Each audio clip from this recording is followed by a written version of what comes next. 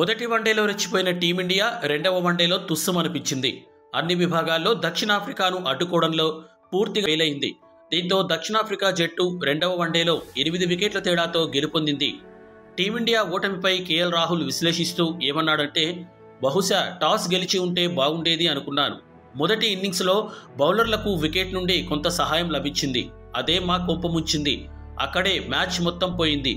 ఇది చాలా కష్టమైన వికెట్. కానీ యువకుడైన సాయి సుదర్శన్ అసాధారణ ఆట తీరు కనబరిచాడు.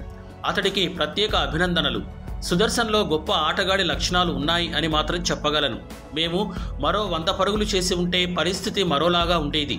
కానీ దురదృష్టవశాత్తు మేము నిర్ణీత వ్యవధిలో వికెట్లు కోల్పోయాం.